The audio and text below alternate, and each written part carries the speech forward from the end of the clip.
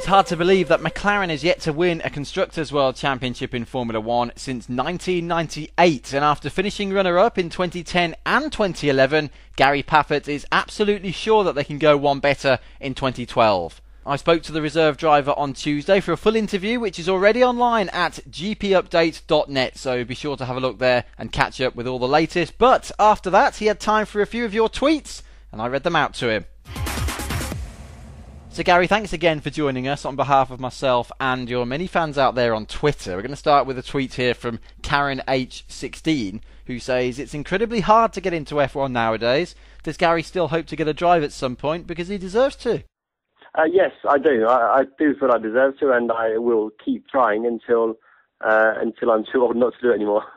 Okay, Sam DK Griffiths is asking, if you were offered a contract, and this is an interesting one actually, if you were offered a contract by HRT to be test and reserve driver for 2012, but then promoted to a race seat for 2013, would you sign it? Difficult to say. I mean, it all depends on the details of it, but certainly leaving McLaren, to leave McLaren and to leave Mercedes in DTM would have to be a good deal, a very good deal. Okay, moving on. This is Jack Leslie F1, and Jack has two questions. The first of which, after a lack of good results in DTM in 2011, what are your expectations for the 2012 season? To be challenging for the championship once again. Okay, short and sweet. Next one, BMW are returning this year. Do you think they're going to be competitive, or maybe on the back foot after being out of the series for so long?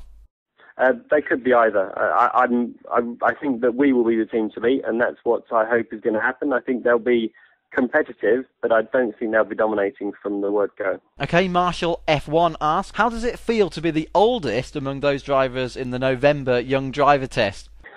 Yeah, it should be renamed. Yeah, we've had this before, haven't we? To a person not raced in F1 test, because people have different ideas of the test. You know, some use it to test young drivers. We use it to test and develop components and things on our car. So different ideas of what to do. Okay, here's an interesting one. F1 Zone asks, any plans to give Jensen or Lewis food poisoning in 2012 to get your chance? No, absolutely not. Okay, I of Alex 1977. Hi Alex, how do you think the new look DTM cars will fare, and will the racing in general be any closer? The look of the cars is amazing. The performance is good. I would say similar to the cars we've got at the moment, or the cars we had last year. Yeah. And I do hope the racing will be closer, yes. And I think the things they've done will make it closer, yeah. Okay, for those of you who don't know, Gary was brilliantly DTM champion in 2005 and has been runner-up on another 3 occasions. And a second question here from Alex is, this is your 9th consecutive DTM season, so how do you keep yourself motivated? Because I love winning. End of story.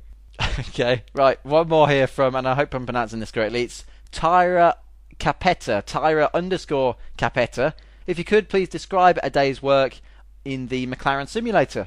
Okay, arrival 9 a.m, jump in, start testing, various different things, then sort of tea break around 11 o'clock, lunch break between 1 and 2, tea break at 4 o'clock, and then go home at 5:30.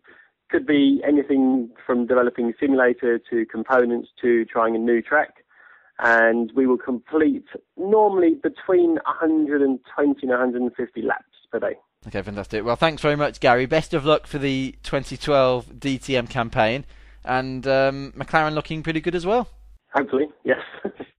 Gary Paffett there. And next week we'll be speaking with his manager, former driver and former ITV television pundit Mark Blundell. Also next week, none other than 1978 world champion Mario Andretti, one of the real legends of the sport. So please get tweeting at Gregory Haines F1, and I'll do my very best to read out as many as possible.